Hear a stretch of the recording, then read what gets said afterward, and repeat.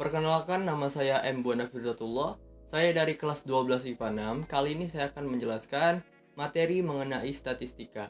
Sedikit cerita, jadi saya ngebikin video ini itu sebelum kita masuk ke bab statistikanya. Jadi saya menggunakan buku kakak saya untuk ngebikin video ini. Jadi yang ada dalam video ini ada data tunggal dan juga data berkelompok yang kita pelajari di sekolah. Untuk video mengenai data berkelompoknya itu langsung skip di tengah-tengah video.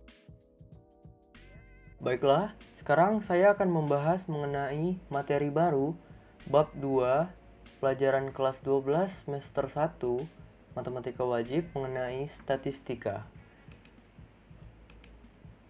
Daftar materi yang akan saya sampaikan yaitu yang pertama, statistik deskriptif data tunggal, yang kedua adalah distribusi frekuensi, dan yang ketiga adalah statistik deskriptif distribusi frekuensi.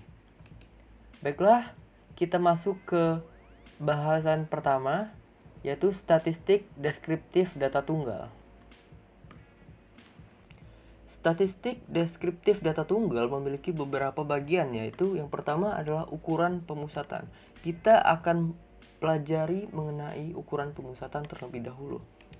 Ukuran pemusatan adalah suatu ukuran yang menetapkan letak titik di mana terjadi kecenderungan bagi setiap variabel atau data yang digunakan untuk mewakili suatu kelompok data. Ukuran pemusatan sendiri terbagi menjadi tiga, yaitu yang pertama adalah rata-rata hitung. Adalah suatu bilangan tunggal yang digunakan untuk mewakili nilai pusat dari sebuah distribusi. Secara teknis, dapat dikatakan bahwa rata-rata dari sekelompok variabel atau data adalah jumlah nilai pengamatan dibagi banyak pengamatan. Yang kedua yaitu adalah modus. Modus adalah nilai atau data yang memiliki frekuensi terbanyak. Untuk data tunggal atau yang belum dikelompokkan, sangat mudah untuk menentukan modusnya, yaitu dengan mencari nilai mana yang sering muncul atau frekuensinya paling tinggi. Selanjutnya yaitu median. Median adalah nilai yang membagi serangkaian nilai variabel atau data dengan sedemikian rupa sehingga setengah dari rangkaian itu mempunyai nilai yang kurang dari atau sama dengan nilai median, sedangkan setengahnya lagi mempunyai nilai sama atau lebih dari nilai median. Median juga dapat disebut rata-rata letak, karena yang menjadi dasar dari median adalah letak variabel, bukan nilainya. Selanjutnya yaitu cara menghitung ukuran pemusatan. Yang pertama adalah rata-rata hitung, atau cara menghitung rata-rata. Rumus dari rata-rata sendiri adalah seperti di gambar berikut ini. Untuk memahami rumusnya lebih lanjut, kita dapat melihat contoh soal berikut ini. Contoh soal pertama, tentukan rata-rata dari bilangan berikut: 4, 5, 8, 9, 11, 16, 17. Yang kita lakukan pertama kali adalah mengetahui banyak datanya, setelah itu jumlah datanya. Banyak datanya kita lihat dari berapa jumlah bilangan yang terdapat dalam satu data ini, yaitu 1, 2, 3, 4, 5, 6, 7. Berarti banyak datanya adalah 7. Kemudian jumlah data. Jumlah data sendiri kita dapatkan dari menjumlahkan semua nilai yang ada dalam satu data ini, di mana hasilnya akan mendapatkan yaitu 70. Maka dari itu, setelah kita menemukan banyak data dan jumlah datanya, kita dapat langsung menghitung rata-rata hitung atau mean dari data tersebut, yaitu dengan rumus rata-rata sama dengan jumlah data dibagi banyak data, yang dimana jumlah datanya adalah 70 dan banyak datanya adalah 7. Maka rata-rata yang kita temukan adalah 10. Maka rata-rata dari data tersebut, data ini adalah 10. Selanjutnya, contoh soal yang kedua. Tentukan rata-rata dari bilangan berikut: 11, 2, 8, 7, dan 4. Kita akan menggunakan cara yang agak berbeda, yaitu dengan menggunakan rata-rata sementara. Rata-rata sementara ini kita dapatkan dari nilai dari satu data ini, yang dimana saya memilih angka 7 atau nilai 7. Setelah itu kita menciptakan atau membuat tabel untuk mempermudah perhitungan kita, yang berisi data dan juga nilai dikurang rata-rata sementara, yang dimana kita yang pertama kali lakukan adalah kita taruh dulu atau urutkan datanya dari yang terkecil hingga terbesar, yaitu 2, 4, 7, 8, 11. Setelah itu data ini kita kurangkan dengan rata-rata sementara, yaitu 7, yang dimana 2 kurang 7 adalah min 5, 4 dikurang 7 adalah min 3, 7 dikurang 7 adalah 0, 8 kurang 7 adalah 1, dan 11 kurang 7 adalah 4. Setelah itu kita jumlahkan hasil pengurangan tadi, yang dimana kita akan mendapatkan hasilnya adalah min 5. Maka rumus dari rata-rata menggunakan rata-rata sementara adalah rata-rata sementara ditambah jumlah data dibagi banyak data, yang dimana jumlah datanya adalah min 5 dan banyak datanya adalah 5. 1, 2, 3, 4, 5. Jadi rata-rata sementaranya adalah 7. Maka rata-ratanya adalah 7 ditambah min 5 bagi 5. Min 5 dibagi 5 sendiri adalah min 1. Jadi 7 kurang 1 adalah 6. Maka rata-rata dari data di contoh soal nomor 2 adalah 6. Selanjutnya yaitu cara menghitung ukuran pemusatan berupa modus. Modus sendiri tidak ada rumus khusus untuk mendapatkan nilai modus. Kita hanya perlu melihat nilai mana yang paling sering muncul di satu data atau frekuensinya paling tinggi. Untuk memahaminya kita lihat contoh soal nomor 1 ini. Tentukan modus data dari data A, B, C. Yang pertama A, A2, 3, 3, 4, 5, B, 2, 3, 3, 4, 4, C, 1, 1, 3, 3, 5, 5. Maka penyelesaiannya yaitu sebagai berikut. Data A 2, 3, 3, 4, 5, maka modusnya adalah 3. Mengapa 3? Karena sesuai dengan pengertiannya untuk mencari nilai modus, kita tinggal melihat frekuensi paling tinggi atau nilai yang paling sering muncul. Yang dimana pada data A sendiri, nilai yang paling sering muncul adalah angka 3 atau nilai 3. Maka modusnya adalah 3. Selanjutnya adalah data B 2, 3, 3, 4, 4. Maka modusnya adalah 3 dan 4.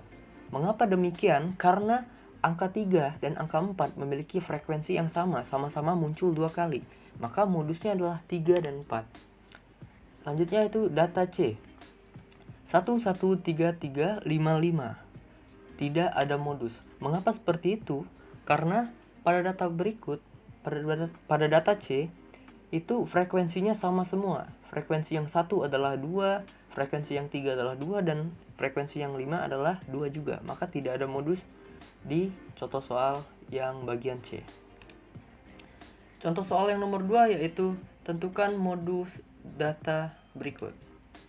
Di sini kita diberi tabel mengenai warna merah, biru, ungu, hitam, putih, hijau. Sesuai dengan pengertiannya tadi, kita tinggal melihat frekuensi yang paling tinggi. Maka frekuensi yang paling tinggi adalah biru. Maka frekuensi paling tinggi adalah 29, yaitu pada warna biru. Maka modus dari data di atas adalah biru. Selanjutnya yaitu cara menghitung ukuran pemusatan berupa median. Untuk mencari nilai median, kita dapat melakukan dengan melihat frekuensi dari sebuah data, yang dimana median sendiri adalah bagian yang berada di tengah-tengah barisan data. Ingat, yang berada di tengah-tengah barisan data. Untuk memahaminya kita lihat contoh soal berikut ini. Yang pertama adalah data A 2, 3, 4, 5, 5. Data B 5, 4, 4, 3, 6, 6. C 91, 84, 85, 87, 68, 78, dan 87.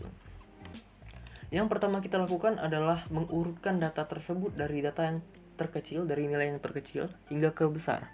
Yang dimana pada data A itu sudah berurutan, jadi kita tinggal tulis. Jadi 2, 3, 4, 5, 5. Kita ingat untuk mencari median itu berada di tengah barisan data. Maka dari urutan data di atas kita dapat mengetahui banyak datanya adalah 5. 1, 2, 3, 4, 5. Dan mediannya terletak di 3. Karena 3 berada di tengah-tengah data. Yang dimana nilai dari 3 sendiri atau nilai dari data ketiga sendiri adalah 4. Maka nilai mediannya adalah 4. Yang B. Yang pertama kita lakukan adalah mengurutkan data tersebut atau nilai tersebut dari yang terkecil hingga terbesar, yaitu 3, 4, 4, 5, 6, 6. Karena jumlah datanya genap, Lantas bagaimana cara kita untuk menemukan mediannya? Yaitu dengan cara median yang terletak di antara data ketiga dan keempat. Berarti mediannya ada di antara 3 dan juga 4. Untuk mengetahuinya kita tinggal menggunakan rumus sederhana berikut. Nilai median sama dengan data ketiga ditambah data keempat dibagi 2. Yang dimana data ketiga berjumlah 4, data keempat bernilai 5. 4 ditambah 5 adalah 9, 9 dibagi 2 adalah 4,5. Maka nilai median dari data B adalah 4,5. Penyelesaian yang C. Yang pertama kita lakukan, ingat, urutkan data dari yang terkecil hingga terbesar. Setelah itu, karena di sini jumlah data atau banyak datanya berjumlah ganjil, kita dengan mudah dapat menemukan mediannya, yaitu yang terdapat di tengah-tengah. Di mana yang di tengah-tengah median terletak pada data keempat. Maka nilai dari mediannya adalah 85 karena data keempat adalah 85 atau bernilai 85. Baiklah, selanjutnya kita akan membahas mengenai ukuran letak. Apa itu ukuran letak? Ukuran letak adalah suatu ukuran sepanjang garis horizontal yang letaknya berada di tengah-tengah distribusi data. Ukuran letak suatu data adalah nilai yang representatif bagi keseluruhan data atau mewakili distribusi data itu. Ukuran letak terbagi menjadi 3. Yang pertama yaitu kuartil. Kuartil adalah ukuran letak yang membagi sekumpulan data yang telah diurutkan menjadi 4 bagian. Pada sekumpulan data memiliki 3 buah kuartil, yaitu 1. Kuartil bawah atau Q1 adalah suatu nilai yang membagi dua data sedemikian rupa, sekitar 25% dari data tersebut berada di bawahnya. Yang kedua yaitu kuartil tengah atau Q2 adalah suatu nilai yang membagi dua data sedemikian rupa, sekitar 50% dari data tersebut berada di bawahnya dan 50% berada di atasnya. Jadi kuartil 2 sama dengan median yang telah kita pelajari sebelumnya. Yang ketiga yaitu ada kuartil 3 atau Q3 adalah suatu nilai yang membagi data sedemikian rupa, sekitar 25% dari data tersebut berada di atasnya. Selanjutnya yaitu desil. Desil adalah ukuran letak yang membagi sekumpulan data yang telah diurutkan menjadi 10 bagian. Pada sekumpulan data memiliki 10 desil, yaitu desil 1 atau D1, desil 2 atau D2, desil 3 atau D3, sampai dengan desil ke-9 atau D9. Yang pertama, D1 atau desil 1 adalah suatu nilai yang membagi data sedemikian rupa sehingga sekitar 10% dari data tersebut berada di bawahnya. Yang kedua, desil 2 atau D2 adalah suatu nilai yang membagi data sedemikian rupa sehingga sekitar 20% dari data tersebut berada di bawahnya. Yang ketiga, desil 3 atau D3 adalah suatu nilai yang membagi data sedemikian rupa sehingga sekitar 30% dari data tersebut berada di bawahnya. Jadi semakin tinggi desil maka angka atau data tersebut terbagi ditambah 10% dan seterusnya. Selanjutnya yaitu ada persentil. Persentil adalah ukuran letak yang membagi sekumpulan data yang telah diurutkan menjadi 100 bagian.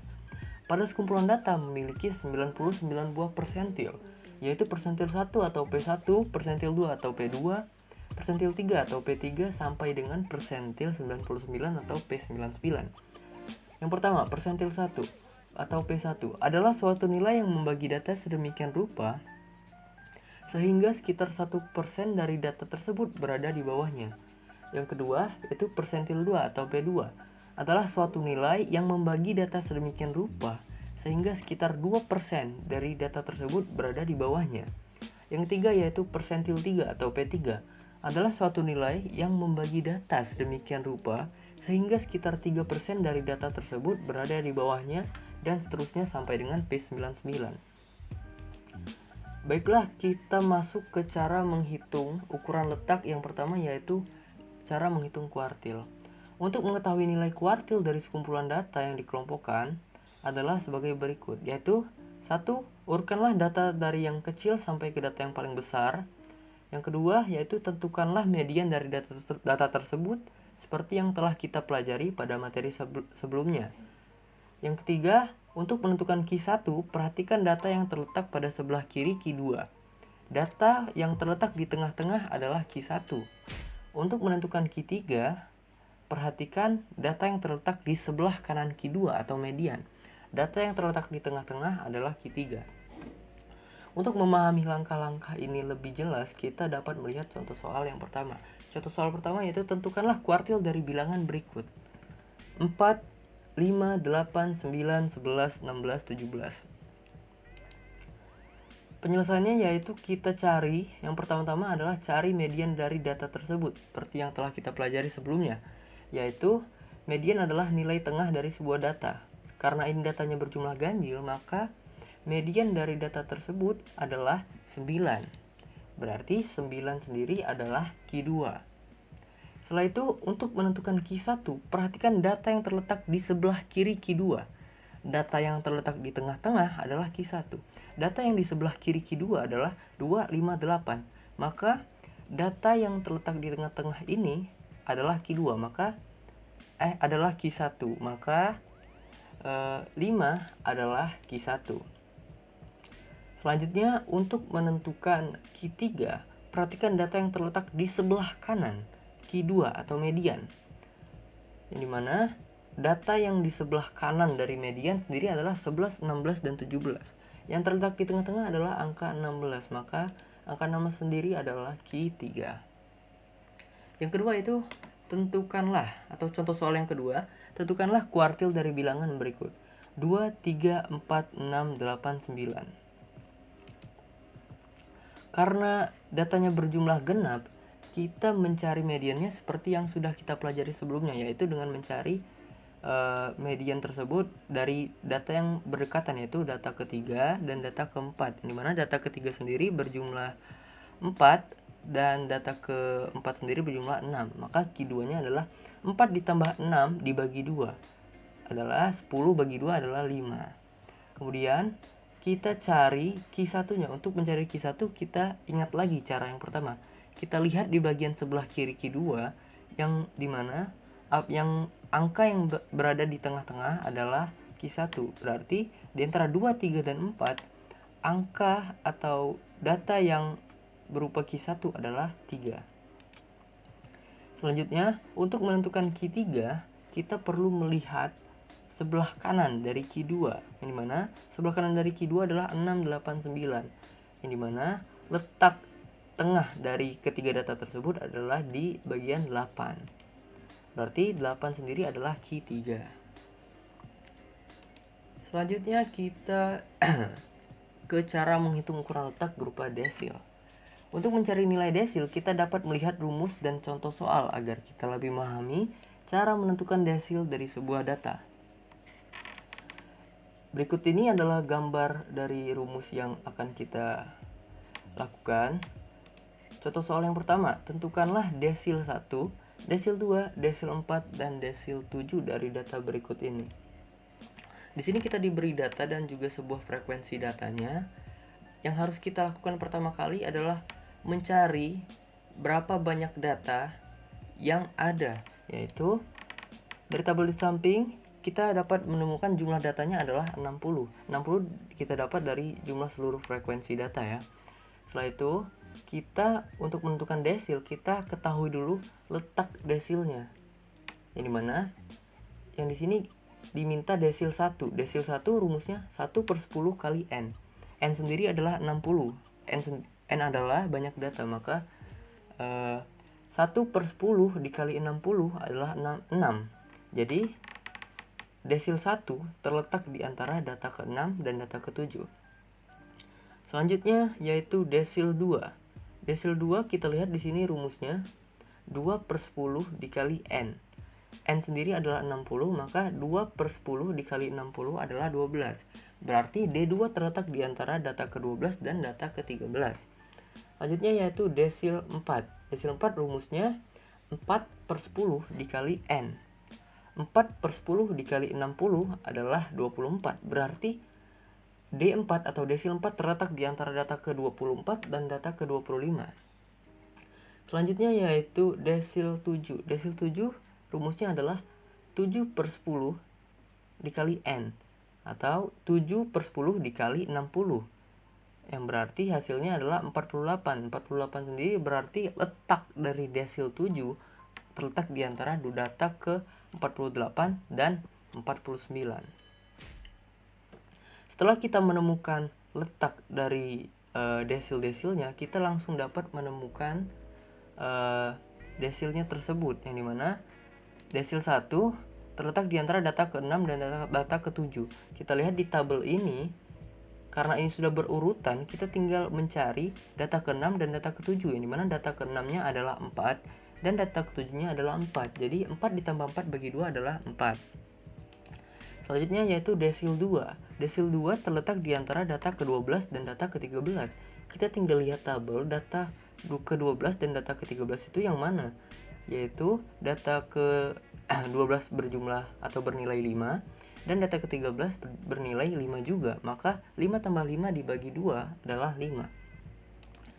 Selanjutnya yaitu desil 4, terletak di antara data ke-24 dan ke-25. Data ke-24 dan ke-25 kita lihat di tabel sini berjumlah atau bernilai atau terletak di antara data yang ke-6. Maka data yang ke-24 bernilai 6 dan data yang ke-25 bernilai 6. Jadi 6 ditambah 6 dibagi 2 adalah 6. Selanjutnya yaitu desil 7. Desil 7 sendiri terletak di antara data ke-48 dan 49. Kita lihat tabel lagi dan kita tinggal lihat data ke-48 itu terletak di angka yang mana sih? Jadi data yang ke-7 atau data ke-48 itu terletak di angka 7. Maka 7 ditambah 7 dibagi 2 adalah 7. Selanjutnya kita akan membahas mengenai persentil, cara menghitung persentil.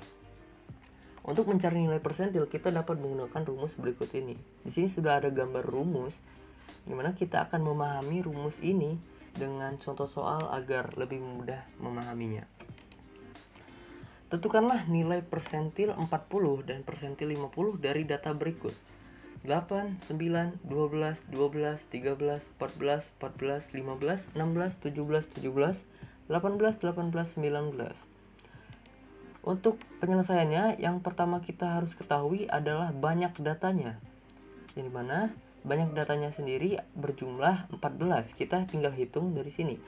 1, 2, 3, 4, 5, 6, 7, 8, 9, 10, 11, 12, 13, 14. Setelah kita menemukan banyak datanya, kita tinggal masukkan ke rumus. Yang ditanyakan di sini adalah persentil 40. Persentil 40 adalah 40 dikali 14 ditambah 1 per 100. 14 sendiri adalah banyak datanya, maka 40 kali 15 adalah 600 per 100 adalah 6. 6 sendiri bukan nilai dari persentil, tapi 6 sendiri adalah letak dari persentilnya, yang berarti persentil 40 itu terletak di data ke-6. Yang mana data ke-6 sendiri adalah 1, 2, 3, 4, 5, 6. Data ke-6 sendiri berjumlah atau bernilai 14. Maka P40 sama dengan 14. Lalu penyelesaian yang B, yaitu persentil 50. Untuk diketahuinya masih sama, yaitu banyak datanya berjumlah 14.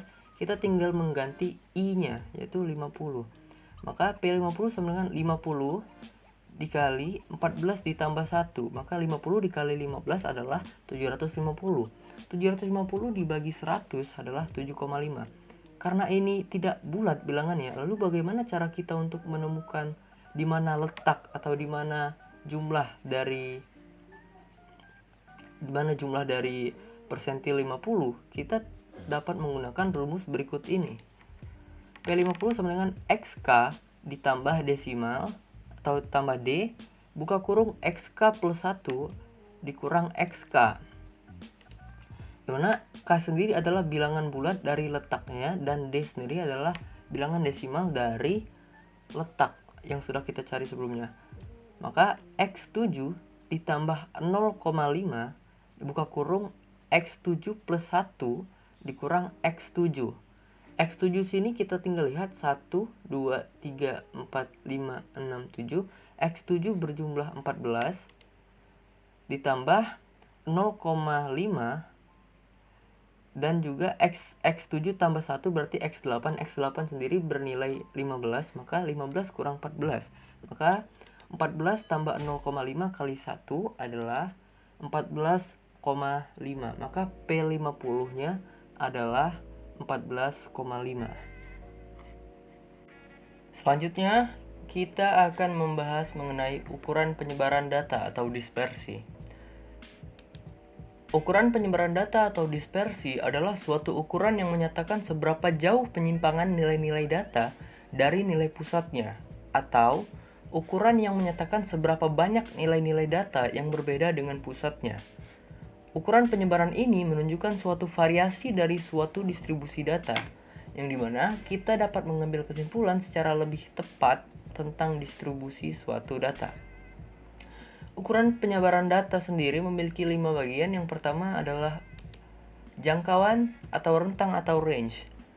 Range adalah suatu nilai yang menunjukkan selisih antara data yang paling tinggi dengan data yang paling rendah. Dengan melihat ukuran ini, kita dapat mengetahui secara kasar gambaran tentang variasi data suatu distribusi data. Range didefinisikan juga sebagai selisih data terbesar dan data terkecil. Selanjutnya yaitu ada simpangan kuartil. Simpangan kuartil sendiri adalah setengah dari selisih kuartil atas dengan kuartil bawah, yang dimana kuartil atas sendiri adalah Q3 dan kuartil bawah adalah Q1. Kuartil sendiri yang sudah kita pelajari sebelumnya ya. Maka kita dapat menuliskan simpangan kuartil sama dengan setengah dikali 3 Q3 dikurang Q1. Selanjutnya ada simpangan rata-rata. Simpangan rata-rata adalah penyimpangan nilai-nilai individu dari nilai rata-ratanya. Rata-rata bisa berupa mean atau median. Untuk data mentah, simpangan rata-rata dari median cukup kecil sehingga simpangan ini dianggap paling sesuai untuk data mentah. Namun, pada umumnya simpangan rata-rata yang dihitung dari mean yang sering digunakan untuk nilai simpangan rata-rata. Selanjutnya ada ragam atau varians dan simpangan baku atau standar deviasi. Ragam atau varians adalah rata-rata dari jumlah simpangan. Setelah nilai ragam diperoleh, selanjutnya nilai tersebut diarahkan untuk mendapatkan kembali satuan asal dari variabel tersebut. Bukan kilogram pangkat 2 per petak pangkat 2, tapi kilogram per petak. Cara pengukuran keragaman seperti ini dikenal dengan standar deviasi. Selanjutnya yaitu ada koefisien keragaman atau ukuran sebaran relatif. Koefisien keragaman adalah ukuran yang bebas satuan dan selalu dinyatakan dalam bentuk persentase. Nilai KK yang kecil menunjukkan bahwa data tidak terlalu beragam dan dikatakan lebih konsisten. KK di sini adalah koefisien keragaman ya, maka KK tidak dapat diandalkan apabila nilai rata-rata hampir sama dengan 0. KK juga tidak stabil apabila skala pengukuran data yang digunakan bukan skala rasio. Selanjutnya kita ke cara menghitung ukuran penyebaran data. Yang pertama yaitu cara mengukur range atau cara menghitung range. Untuk mencari nilai range, kita dapat menggunakan rumus berikut ini. R sama dengan X max dikurang X min. Untuk memahami rumusnya, kita akan melihat contoh soal berikut ini untuk lebih memahami apa sih maksud dari rumus ini. Tentukanlah nilai range dari data berikut dan buatlah tafsirannya. Kita di sini diberi suatu data yang dimana kita di sini pertama-tama kita menentukan nilai max dan nilai minnya terlebih dahulu dari setiap tipe. Untuk tipe 1 nilai maxnya berjumlah atau bernilai 45 karena dari data ini 1, 2, 3, 4, 5 ini yang paling besar adalah 45. Maka kita tinggal tulis tipe 1 maxnya adalah 45. Dan untuk ukuran minnya berarti yang paling kecil yaitu 40. Maka range dari tipe 1 sendiri adalah 45 dikurang 40 yaitu 5. Selanjutnya yaitu untuk tipe 2. Tipe 2 sendiri dari datanya nilai yang paling besar adalah 54 dan nilai yang paling kecilnya adalah 30. Maka kita dapat menemukan range-nya adalah 54 dikurang 30 adalah 24. Selanjutnya untuk jenis tomat tipe 3, nilai yang paling besar atau nilai max-nya adalah 45. Dan juga untuk yang nilai paling kecilnya dari data sendiri adalah nilai dari 40. Maka range dari jenis tomat tipe 3 yaitu 5. Dari sini kita dapat mengambil atau dapat menulis kalimat tafsiran, yaitu range tipe 1 sama dengan 45 dikurang 40 sama dengan 5. Maka hasil berkisar 40 kg sampai dengan 45 kg per petak. Selanjutnya yaitu range tipe 2 sama dengan 54 dikurang 30 sama dengan 24. Berarti hasil berkisar 30 kg sampai dengan 54 kg per petak. Selanjutnya yaitu ada range tipe 3 sama dengan 45 dikurang 40 sama dengan 5. Yang berarti hasil berkisar 40 kg sampai dengan 45 kg per petak. Dari sini, dari range yang sudah kita temukan, kita dapat menyimpulkan bahwa hasil panen tomat tipe 2 lebih beragam daripada tipe yang lain, yaitu tipe 1 dan tipe 3. Selanjutnya yaitu cara menghitung ukuran penyebaran data berupa simpangan kuartil. Untuk mencari nilai simpangan kuartil, kita dapat menggunakan rumus berikut ini. QD atau simpangan kuartil sama dengan setengah dikali buka kurung Q3 atau kuartil atas dikurang Q1 atau kuartil bawah. Untuk memahami rumusnya lebih lanjut, kita dapat melihat contoh soal berikut ini. Tentukanlah nilai simpangan kuartil pada data berikut. Di sini ada tabel atau ada data mengenai nomor sepatu siswa dari kelas 10 dan kelas 11 dan kelas 12. Yang pertama kita lakukan yaitu mencari Q atau kuartil dari masing-masing kelas. Untuk kelas 10 sendiri, kuartil satunya terletak di antara data ketiga dan data keempat. Yang dimana apabila kita lihat tabel, data ketiga dan data keempat itu berjumlah atau terletak atau bernilai 37. Maka Q satunya adalah 37. Selanjutnya yaitu Q3 atau kuartil atasnya terletak di antara data ke-6 dan data ke-7. Yang dimana data ke-6 dan data ke-7 bernilai 37. Maka kita langsung dapat memasukkan kuartil 3 dan kuartil satunya ke rumus, yaitu QD sama dengan 37 dikurang 37 per 2. Hasilnya adalah 0. Selanjutnya yaitu untuk yang kelas 11, kita cari dulu kuartil pertamanya, yaitu terletak di antara data ketiga dan data keempat.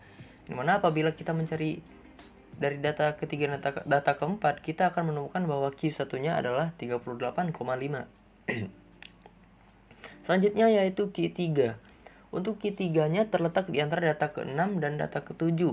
Setelah kita cari, maka kita akan menemukan bahwa Q3-nya adalah 42,5. Karena kita sudah mendapatkan jumlah Q3 dan Q1, kita tinggal masukkan ke rumus yang ini.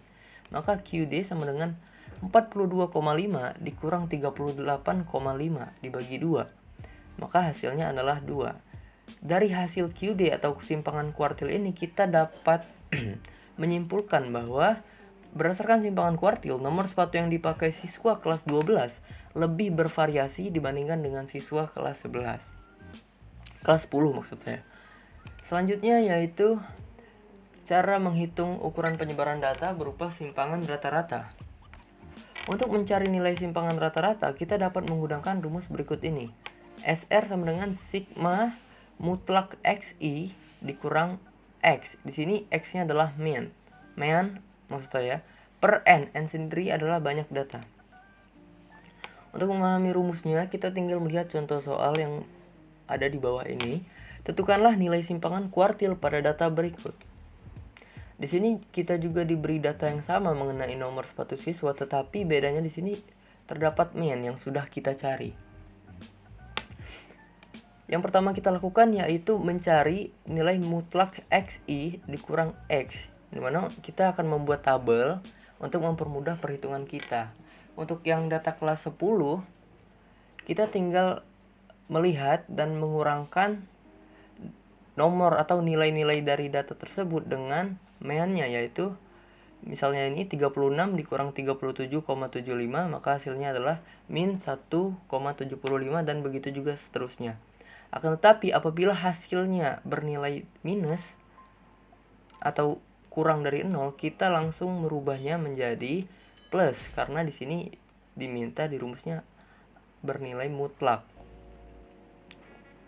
Setelah itu yang kita lakukan adalah menjumlahkan nilai-nilainya, maka kita akan mendapatkan hasil yaitu 12,5.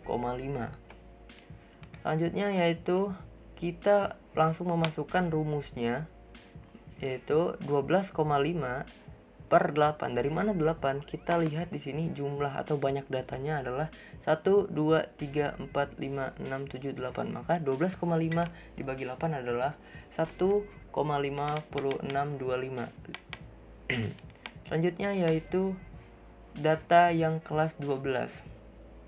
Sama seperti yang tadi, kita tinggal mengurangkan nilai dari datanya dengan mean yang ada.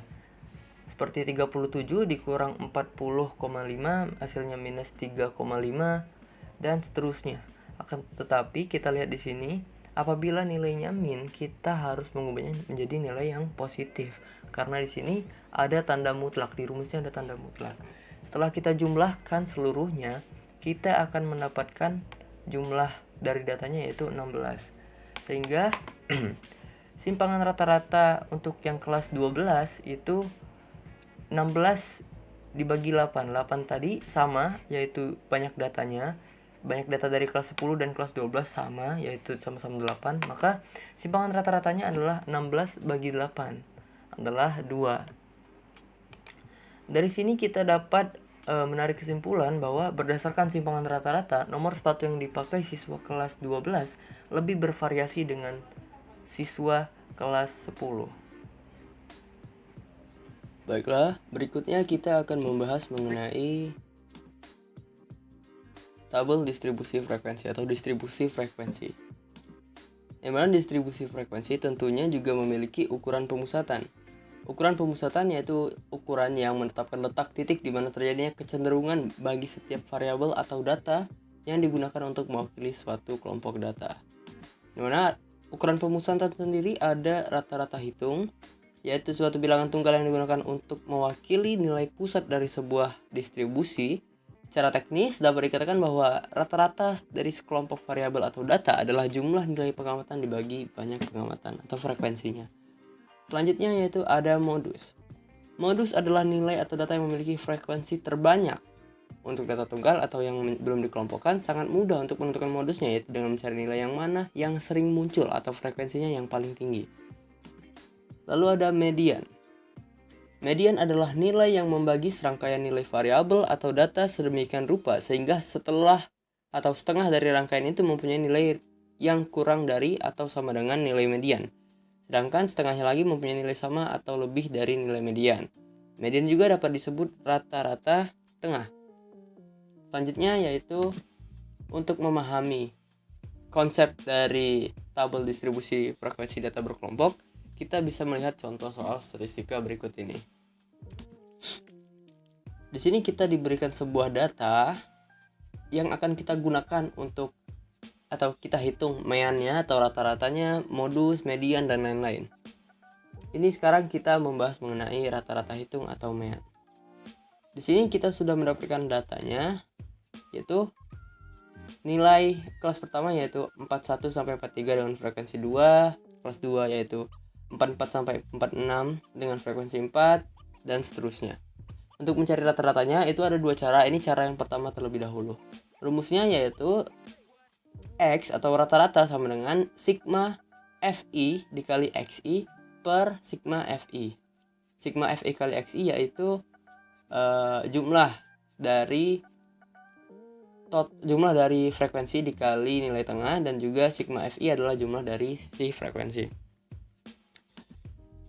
Untuk penyelesaian cara pertama yaitu kita lihat unsur-unsur yang kita perlukan, yaitu ada FI dikali XI, ada juga XI atau nilai tengahnya, dan juga ada juga sigma FI atau total dari seluruh frekuensi. Jadi kita bikin tabel seperti ini. Kita lihat di sini XI-nya. XI ini adalah nilai tengah dari si nilai ini. Jadi 41 sampai 43 nilai tengahnya berapa? 42. Kita bisa juga mencari nilai tengah itu dengan cara menjumlahkan 41 tambah 43 dibagi 2, seperti itu. Lalu kita lihat di sini FI dikali XI. Dari mana kita dapat 84, 180, 480, 408 dan seterusnya? Ini kita dapat dari 2 dikali 42, 4 dikali 45, 10 dikali 48, 8 dikali 51, dan 6 kali 54. Ini FI atau frekuensi dikali nilai tengah. Setelah itu kita tinggal masukkan ke rumusnya. Rata-rata sama dengan sigma FI dikali XI per sigma FI, yaitu 1476 dibagi 30. Kok bisa dapat 1476? 1476 ini kita dapatkan dari total keseluruhan dari FI kali XI. Jadi 84 tambah 180 tambah 480 tambah 408 tambah 324. Maka kita dapat hasilnya yaitu 147,1476. Lalu sigma FI sama seperti yang di atasnya, itu kita tinggal jumlahkan keseluruhan dari total frekuensinya, yaitu 2 tambah 4 tambah 10 tambah 8 tambah 6 yaitu 30. Setelah itu 1476 dibagi 30, maka kita akan mendapatkan hasilnya yaitu 49,2. Jadi rata-rata hitung atau mean dari data ini adalah 49,2. Selanjutnya yaitu cara yang kedua. Setelah kita dapatkan datanya dengan data yang sama, kita hanya berbeda rumus, dan penggunaan rumus ini juga biasanya tergantung oleh orang yang menghitung, apabila dia nyaman di cara yang pertama atau cara yang kedua. Untuk cara yang kedua ini yang kita butuhkan yaitu ada rata-rata sementara di sini. Baiklah, kita langsung ke penyelesaiannya. Di sini lumayan banyak ya, ada nilai, ada frekuensi, ada nilai tengah, ada XI kurang XS, ada FI dikali XI kurang XS. Jadi saya akan membahasnya satu persatu. Yang pertama kita lakukan itu untuk mencari nilai FI dan XI ini kan kita sudah lakukan di cara yang pertama.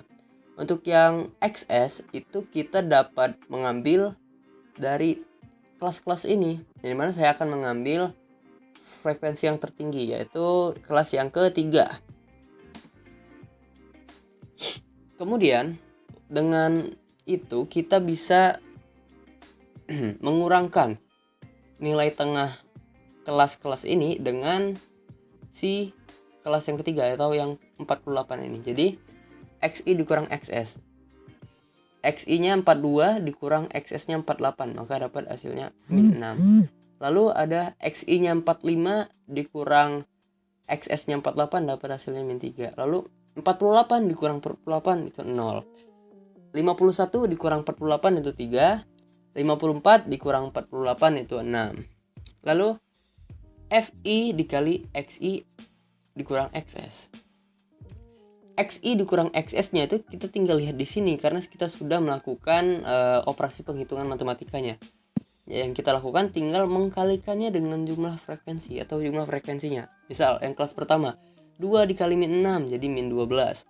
4 dikali min 3 jadi min 12. 10 dikali 0 jadi 0. 8 dikali 3 jadi 24 dan seterusnya.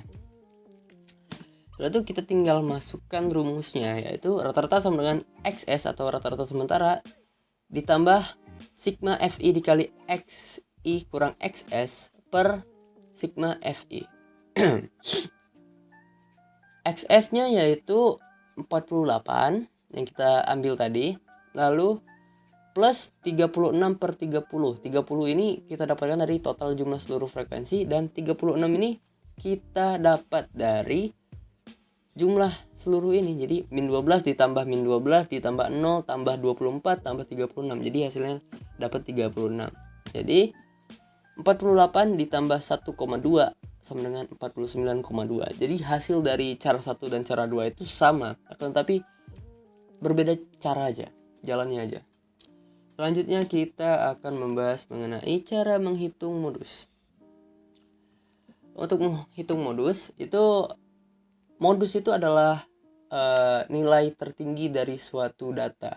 Jadi untuk melakukan penyelesaiannya kita dapat mencari unsur-unsur yang diperlukan dalam rumusnya, yaitu modus sama dengan TB atau tepi bawah ditambah D1 per D1 tambah D2 dikali C. Ini D1 adalah selisih frekuensi kelas modus dengan sebelum kelas modus.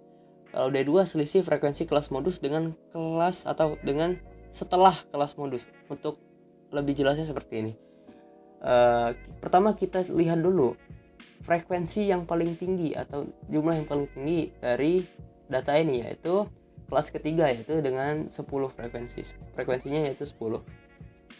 Maka D1-nya yaitu kita tinggal kurangkan dengan yang data sebelumnya, yaitu 4. Jadi 10 kurang 4 adalah 6. Lalu untuk D2-nya yaitu kita tinggal kurangkan dengan frekuensi setelahnya. Jadi 10 kurang 8 adalah 2. Lalu untuk C itu kita mencarinya dengan tepi atas, terserah kelas berapa, tepi atas dikurang tepi bawah. Jadi kita ambil misal kelas pertama 43,5 dikurang 40,5. Jadi panjang kelas atau interval kelasnya yaitu 3. Tinggal kita masukkan ke rumus, modus sama dengan TB plus D1 per D1 plus 2 kali C sama dengan 46,5 itu dari sini ditambah 6 per 6 tambah 2 dikali 3, yaitu 46,5 ditambah 18 per 8 sama dengan 18 per 8 kita bisa ubah jadi 2,25. Jadi 46,5 tambah 2,25 yaitu 48,75. Jadi modusnya yaitu 48,75. Selanjutnya kita membahas mengenai median. Jadi modus tadi hanya menggunakan satu rumus, berbeda dengan rata-rata itu ada 2 rumus atau 2 cara. Ini sekarang median. Median juga sama, satu rumus. Yang kita perlukan yaitu ada tepi bawah, ada frekuensi kumulatif, ada juga frekuensi kelas mediannya, ada juga interval. Untuk penyelesaiannya kita lihat di penyelesaian soal berikut. Ada N, ada setengah N, ada tepi bawah, ada sigma FME atau F median, ada juga F median, ada juga C. Yang pertama N. N ini adalah jumlah seluruh frekuensi. Jadi 2 tambah 4 tambah 10 tambah 8 tambah 6 yaitu 30. Lalu median. Median ini adalah nilai tengah. Jadi median ini sama dengan kuartil tengah yang bagi 50% dari data. Jadi setengah N sama dengan 1 per 2 dikali 30 atau jumlah seluruh data tadi yaitu 15. Nah kita lihat di sini pada kelas keberapa si angka 15 ini terlampaui, yaitu pada kelas ketiga, yaitu 2 tambah 4 itu 6 tambah 10 yaitu 16, berarti terlampaui ya. Maka mediannya itu terletak di sini, di antara sini, di antara 47 sampai 49. Lalu ada tepi bawah. Kita tinggal ambil tepi bawah dari kelas ketiga ini yaitu 46,5. Ada juga sigma F median, yaitu jumlah dari semua frekuensi sebelum dari kelas median. Jadi sebelum kelas ini yaitu ada 2 kelas ini kan. Itu tinggal kita jumlahkan, yaitu 2 tambah 4 adalah 6. Kemudian ada frekuensi median yaitu 10. Ini kita tinggal tulis saja. Dan C atau panjang kelas itu sama seperti yang sebelumnya, kita gunakan tepi atas dikurang tepi bawah yaitu 3. Selanjutnya yaitu kita masukkan rumusnya, yaitu median sama dengan TB atau tepi bawah tambah setengah N dikurang FM median per F median kali C. TB-nya yaitu 46,5 ditambah 15 dari sini dikurang 6 ya per 10 atau F mediannya dikali 3. Itu 46,5 ditambah 9 per 10 kali 3. Jadi 3 kali 9 yaitu 27. Maka 46,5 ditambah 2,7 adalah 49,2. Jadi mediannya itu adalah 49,2. Selanjutnya kita akan membahas mengenai kuartil bawah. Itu hampir sama dengan median caranya, akan tapi perbedaannya ada di 1/4. Ini kan 1/2 tadi di median. Jadi kuartil bawah itu membagi 25% dari data. Baiklah, kita lihat di sini yang kita butuhkan yaitu ada N, yaitu total keseluruhan. Nah, perbedaannya di sini 1/4 N sama dengan 1/4 dikali 30, yaitu 7,5. Lalu itu kita lihat pada data keberapa angka 7,5 ini terlampaui, yaitu pada data atau pada kelas ketiga. Lalu kita cari tepi bawahnya yaitu 46,5 dan kita jumlahkan juga frekuensi sebelum kelas median atau kelas kuartil bawah ini, kelas Q1. Jadi 2 tambah 4 adalah 6 dan FQ1 atau frekuensi dari kuartil bawahnya ini yaitu 10. Dan C-nya sama seperti yang sebelumnya yaitu 3. Tinggal kita masukkan ke rumus. Jadi Q1 sama dengan LQ1 atau tepi bawah kelas atau kuartil pertama ditambah 1/4 N dikurang sigma FQ1 per FQ1 dikali C. LQ1-nya yaitu 46,5 ditambah 7,5 kurang 6 per 10 dikali 3. Jadi tinggal masukin karena kita sudah mencari unsur-unsur yang diperlukannya itu di sini. Jadi 46,5 ditambah 1,5 per 10 dikali 3. Yaitu 46,5 ditambah 0,45 sama dengan 46,95. Jadi kuartil bawah dari data ini adalah 46,95. Lanjut, yaitu ada kuartil atas. Kuartil atas itu hampir sama juga dengan median dan kuartil bawah, akan tetapi kuartil atas itu yang membagi 75% dari data. Nilai yang terdapat di 75% dari data. Jadi yang kita perlukan yaitu hampir sama, perbedaannya yaitu ada di 3/4 N-nya saja. Jadi N sama dengan 30 dari jumlah frekuensi, 3/4 N sama dengan 3/4 dikali 30. N-nya ini dari sini. Jadi kita dapatkan 22,5. Lalu kita lihat di sini. 22,5 ini kelas berapa yang melampaui dari 22,5? Yaitu kelas yang keempat. Dimana 2 tambah 4 itu 6 tambah 10 jadi 16 tambah 8 jadi 24. Jadi ya ini melampaui kelas keempat. Lalu LQ3 atau tepi bawah kelas atau kuartil atas. Tepi bawahnya yaitu 50 kurang 0,5 yaitu 49,5. Lalu ada juga sigma FQ3 atau total frekuensi atau jumlah dari frekuensi sebelum kelas keempat. Ini ada frekuensi yang kelas pertama, kelas kedua, kelas 3 yaitu 2 tambah 4 tambah 10. Hasilnya yaitu 16. Lalu ada juga FQ3 atau frekuensi kuartil atas. Setelah itu 8 ini tinggal tulis dan C juga hampir sama seperti sebelumnya yaitu panjang kelas yaitu 3. Tinggal kita masukin ke rumus. Ini Q3 harusnya sama dengan LQ3 atau tepi bawah kuartil ketiga ditambah 3/4 N dikurang sigma FQ3 per FQ3 kali C. LQ3-nya yaitu 49,5, 3/4 N-nya yaitu 22,5 dikurang sigma FQ3 yaitu 16 per FQ3 yaitu 8 dikali 3. Jadi 49,5 tambah 22,5 kurang 16 per 8 dikali 3. Jadi 49,5 ditambah 6,5 per 10 dikali 3. Jadi 49,5 ditambah 2,4 sama dengan 51,9. Jadi kuartil atasnya itu kita temukan nilainya adalah 51,9.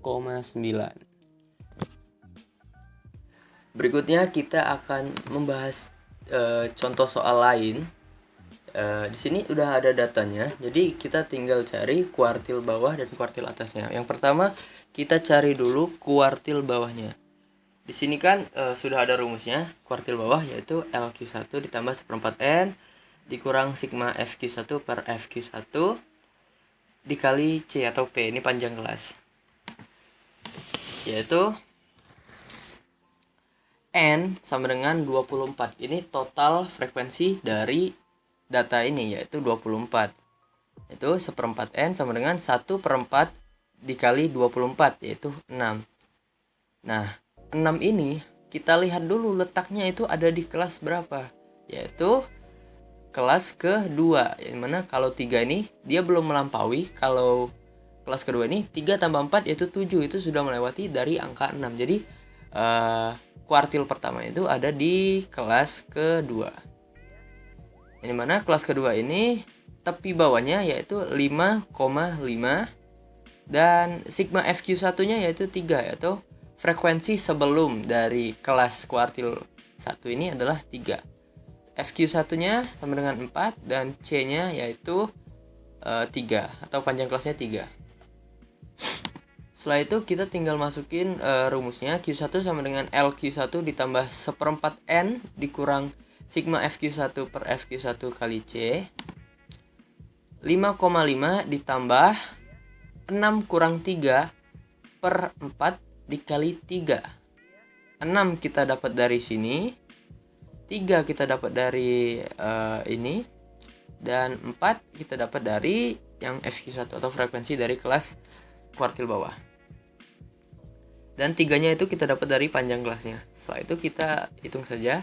5,5 ditambah 3 per 10 kali 3. 3 kali 3 itu 9. 9 per 10 itu 2,25. Jadi 5,5 ditambah 2,25 sama dengan 7,75. Lanjut ke soal mengenai kuartil atasnya. Ini soal kedua mengenai kuartil atas. Di sini sudah ada datanya. Rumus dari kuartil atas ini sudah ada. Lalu kita ke penyelesaiannya. N-nya tetap yaitu 24, yang berbeda di sini. Kalau kuartil atas kita pakai 3/4 N. 3/4 dikali 24 sama dengan 18. LQ3 sama dengan 11,5. 11,5 kenapa? Karena itu si letak dari kuartil atas ini ada di kelas ke-4.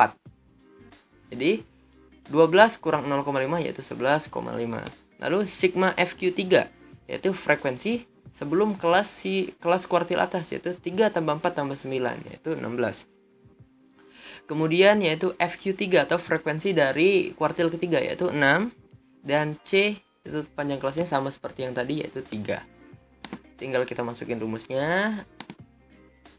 Jadi 11,5 ditambah 18 kurang 16 per 6 dikali 3. 11,5 ditambah 2 per 6 dikali 3. Jadi 18 kurang 6 kan 2. Jadi 2 per 6 kali 3. 3 dikali 2 itu 6. Jadi 11,5 ditambah 1 sama dengan 12,5. Jadi kuartil atasnya itu adalah 12,5. Selanjutnya itu ada variansi atau ragam dan simpangan baku. Jadi kedua hal ini saling berkaitan satu sama lain.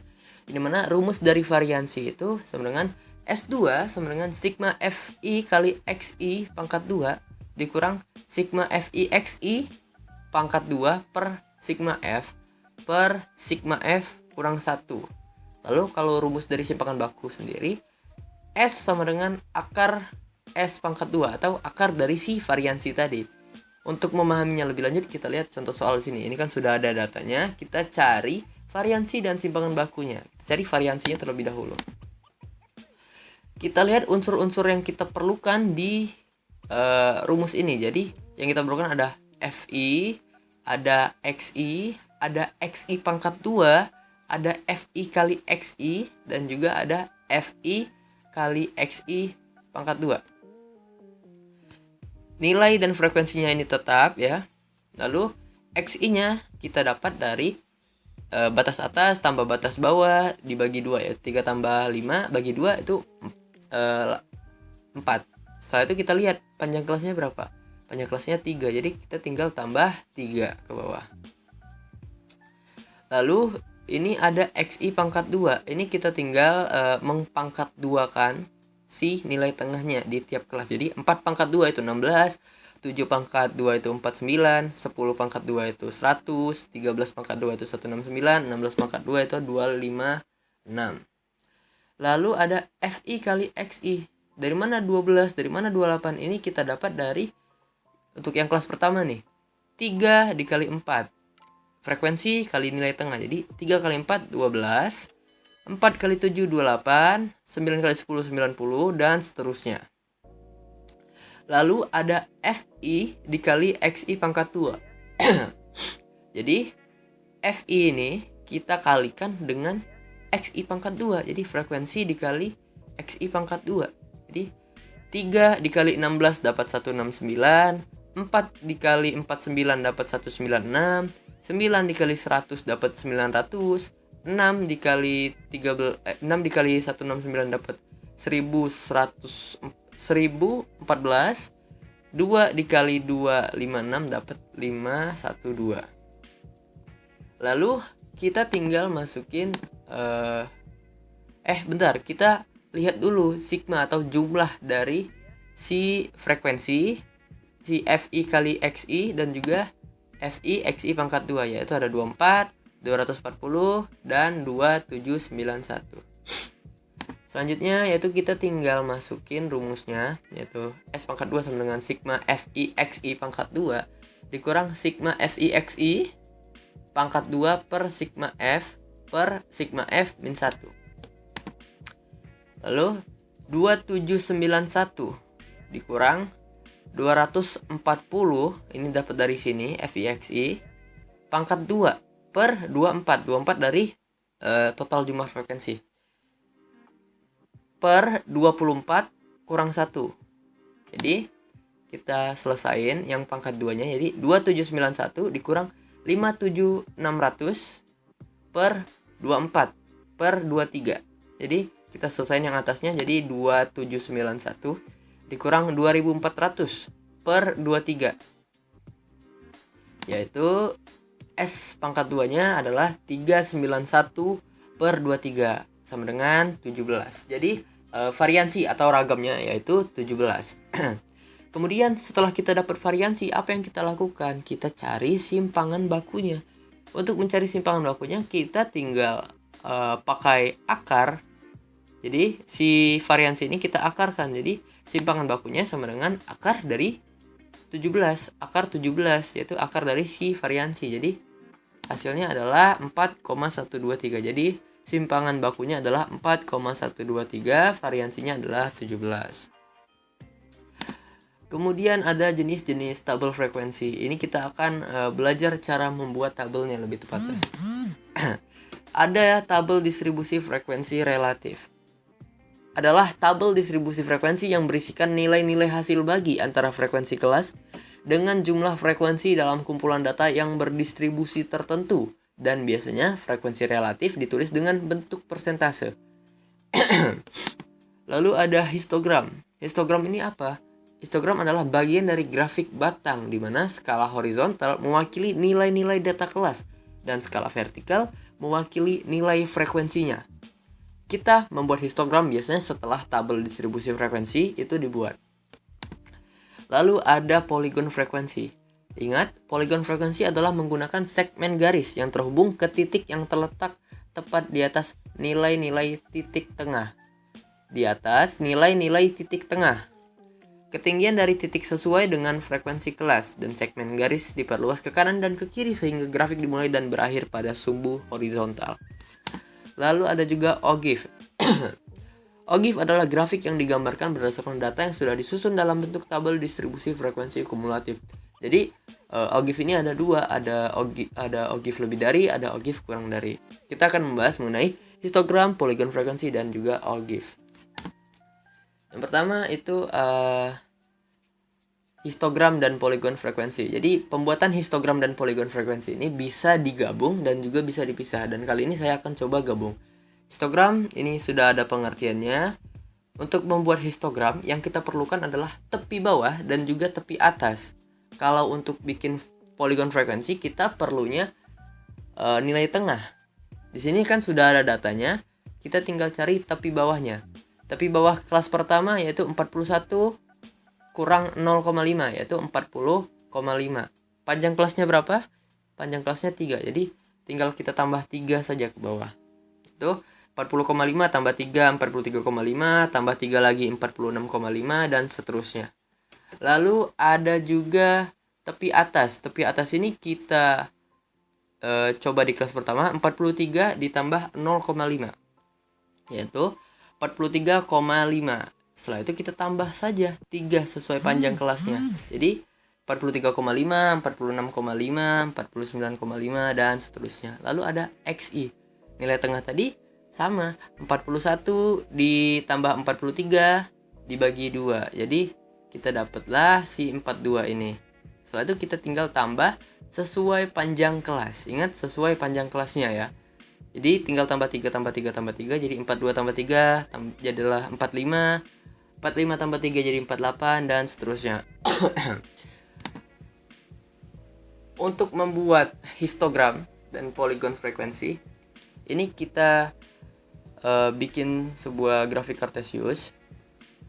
Ada horizontal dan juga vertikal. Yang horizontalnya itu kita tulis tepi bawah dan tepi atasnya. Jadi kelas pertama misal 40,5 dan 43,5 itu untuk kelas pertama. Lalu ada juga kelas kedua. Tepi bawahnya 43,5, tepi atasnya 46,5 dengan frekuensi 4. Nah, selanjutnya yaitu kelas ketiga. Tepi bawahnya yaitu 46,5 dan tepi atasnya 49,5 dengan frekuensi 10. Kemudian ada juga kelas keempat dengan tepi bawahnya 49,5 dan tepi atasnya 52,5 dengan frekuensi yaitu 8. Lalu ada juga kelas kelima. Ini kita tepi bawahnya yaitu 52,5, tepi atasnya 55,5 dengan frekuensi yaitu 6. Lalu fungsi yang di tengah-tengah ini apa? Yang titik tengah ini 42, 45, 48, 51, 54. Jadi fungsinya itu kita untuk membuat polygon frekuensi. Jadi untuk membuat polygon frekuensi kita tinggal tarik titik atau buat titik di tengah-tengah histogramnya. Jadi kita tarik sini, tarik ke atas dan seterusnya. Jadi yang polygon frekuensi adalah yang berbentuk garis atau polygon, namanya saja polygon, dan histogram. Histogram itu yang berbentuk grafik batang ini. Jadi itulah perbedaan antara histogram dan juga polygon frekuensi, yang dimana dalam pembuatan ini bisa dipisah, bisa juga digabung. Lalu kita akan membahas mengenai OGIF kurang dari. OGIF kurang dari ini adalah OGIF grafik yang digambarkan berdasarkan data yang sudah disusun dalam bentuk tabel distribusi frekuensi kumulatif kurang dari. Untuk lebih memahaminya kita lihat data di sini. Kita cari OGIF kurang darinya. Setelah itu kita gambar. Di sini ada nilai, ada frekuensi. Kalau kita membuat OGIF kurang dari, itu kita menggunakan tepi atas. Di sini tepi atasnya yaitu 43 ditambah 0,5, yaitu 43,5. Setelah itu kita tinggal tambah berdasarkan panjang kelasnya, yaitu 46,5, 49,5, itu tambah 3 tambah 3 tambah 3. Yang di sini OGIF kurang dari itu gimana dapat 2, dapat 6, dapat 16, dapat 24, dapat 30 itu dari mana? Itu kita lihat di sini. yang kurang dari tepi atasnya. Kita lihat ya. Jadi yang kurang dari 43,5 itu ada berapa? Yaitu di kelas pertama saja, yaitu 2. Setelah itu ada juga untuk yang kedua ini yang kurang dari 46,5, yaitu kelas kedua dan kelas ke-1. Jadi tinggal tambahin 4 tambah 2 6. Selanjutnya juga 49,5. Yang kurang dari 49,5 ada berapa? Ada kelas pertama, ada kelas kedua, ada juga kelas ketiga. Jadi 10 tambah 4 tambah 2, jadi 16 dan seterusnya, seperti itu ya. Jadi gambar dari ogive kurang dari itu kurang lebih seperti ini. Maaf apabila gambarnya agak kurang rapi. Jadi untuk yang horizontal ini kita tulis tepi atasnya, dan yang vertikal itu kita tulis ogive kurang darinya, bukan frekuensi. Ingat, ogive kurang darinya, bukan yang sini. Jadi 43,5 ini 2, 46,5 ini 6, 49,5 itu 16, 52,5 itu 24, 55,5 itu 30. Jadi ogive kurang dari itu naik terus. Jadi jumlahnya itu selalu naik. Dimana kalau gambar ogive kurang dari itu harus mulus. Jadi yang di sini kalau agak kurang rapi itu kesalahan dalam penulisan. Selanjutnya yaitu kita akan membahas mengenai ogive lebih dari. Ogive lebih dari adalah ogive grafik yang digambarkan berdasarkan data yang sudah disusun dalam bentuk tabel distribusi frekuensi kumulatif lebih dari. Jadi ogive lebih dari ini seperti kebalikan dari ogive kurang dari. Di sini sudah ada datanya ini sama seperti yang ogive kurang dari dan yang lainnya tadi. Yang kita gunakan untuk membuat ogive lebih dari itu, yaitu kita gunakan tepi bawah. Tadi kan kalau kita bikin ogive kurang dari itu kita pakai tepi atas. Kalau ini sekarang tepi bawah. Sekarang kita lihat tepi bawahnya kelas pertama yaitu 41 dikurang 0,5 yaitu 40,5. Setelah kita dapat 40,5, kita tinggal jumlahin sesuai panjang kelasnya. Ini panjang kelasnya 3. Jadi 40,5 tambah 3, 43,5 tambah 3, 46,5 tambah 3 dan seterusnya. Lalu gimana cara nentuin ogive lebih darinya? Untuk nentuin ogive lebih darinya itu kita tinggal lihat yang lebih dari si tepi bawah ini. Contoh, yang lebih dari 40,5 itu yaitu kelas pertama, kelas kedua, kelas ketiga, kelas keempat, dan kelas kelima. Jadi jumlah seluruh ini ada di kelas pertama, yaitu 30. Selanjutnya yaitu yang lebih dari 43,5. Berarti kelas pertama ini nggak ikut, sudah tidak mencukupi lagi. Jadi kita tinggal kurang 2. Dapatlah 28. 30 kurang 2 jadi 28. Lalu yang ketiga, yang lebih dari 46,5. Berarti yang kelas ini tuh nggak ikut lagi. Berarti karena dia tidak memenuhi. Jadi 28 kita kurang 4, dapatlah 24 dan seterusnya.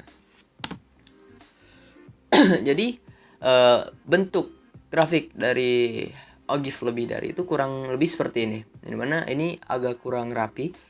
Jadi ogive lebih dari itu yang horizontalnya kita tulis tepi bawah, yang vertikal itu kita taruh ogive lebih darinya. Jangan frekuensinya, itu diingetin. Selanjutnya itu kita dapat simpulkan bahwa ogive lebih dari itu selalu menurun bentuknya, dimana bentuk itu harusnya mulus. Jadi ogive lebih dari dan juga ogive kurang dari itu selalu berlawanan gitu. Baiklah, sekian video yang dapat saya tampilkan. Apabila penjelasan mengenai materi ini agak kurang jelas, saya minta maaf. Wassalamualaikum warahmatullahi wabarakatuh.